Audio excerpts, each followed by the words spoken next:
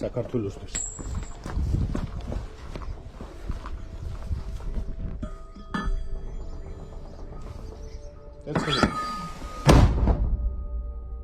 საქართველოსთვის. და ჩვენი ბიჭებისთვის რა. ვინც აგვისტოში გმირულად აეცნენ. ბატალიონის ხელმძღვანელის თხოვს რომ გამოდიოდო. არ გამოდიოდა. როგორ გამოვიდა იცით?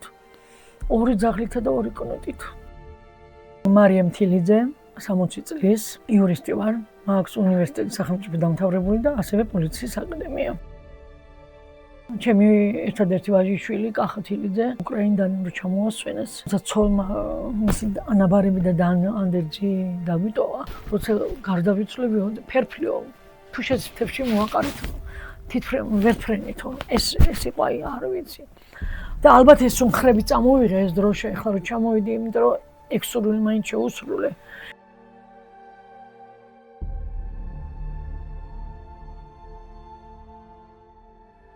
ისეთ ომში ვარ, სადაც არ შეიძლება იქ გამარჯვებული გამოვიდეს და მე ბედნიერი ვერ ვიქნებიო ვერასოდეს და ეს იყო უშიშროების ერთ-ერთი საბჭოს წევრი იყო უკრაინის. მე როგორც გაირკვა, რომელსაც არავის არ ეუბნებოდა, არც ერთი ოპერაცია არ იგეგმებოდა კახას გარეშე. სულ მაგას მეუბნებოდა შენ დედა იქ რო იცოდე, ბახმუთში რა ხდება, იმაში რა ხდება.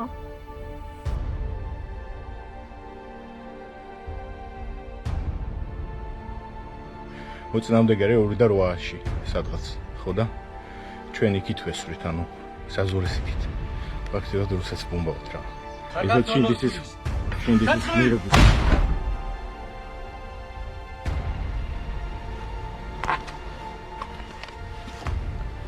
ხო, ყველაზე მაგარი რაც არის ჩვენ ანწუხელიძის სამშობლოდან ავართ მე და გიორგი.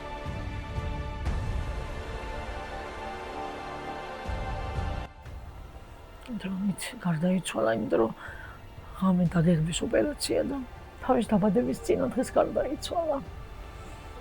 პირველში მელაპარაკა და ვერ დავტოვებ.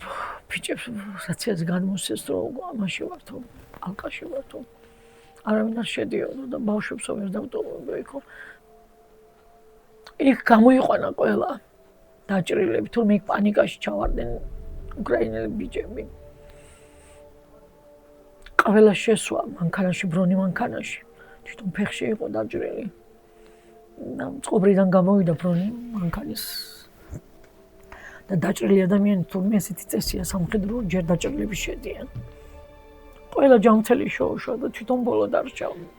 და კარებზე ვაკუუმით მოხდა ეს კარები არ შემოიკიდა.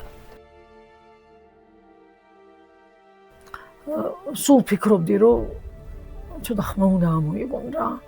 რადგანაც დაბეჭავებულები რა მშობლები და თითქოს ბოდიშებივით იხდიან რომ ვაიმე უკრაინაში კი არა ჩემი შვილი საქართველოს ყველგან საქართველოს დროშა ჰქონდა გაშლილი ბახმუთში აიღებდნენ დაბომბვიდან გამოვიდოდნენ ყველგან საქართველოს დროშა ჰქონდა გახსნილი სულ ამბობდა რომ უკრაინა საქართველოსთან ახლოს არის როცა აი ეს დარბევებს რო უყურებდა ჭკვიდან ცდებოდა და რო ხოცავდნენ და ცემდნენ იმ ბავშვებს მიმართავდა ეხვეწებოდა ემუტარებოდა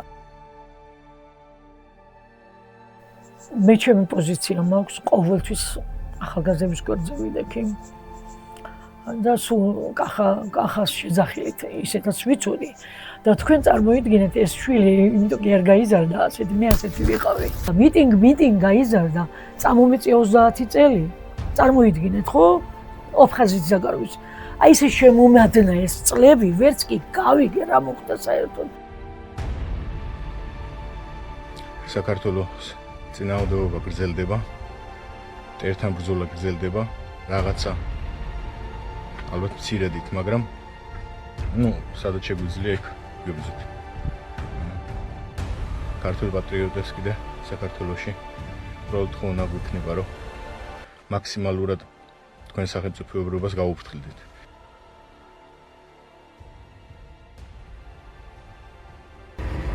ყოველში ლუის ფასი მართლა არაფერი არ არის. მაგრამ ასეთ კრიტიკულ სიტუაციაში ამოცანებს ადამიანები თავს უართმევენ ასწორებს რა, მაგრამ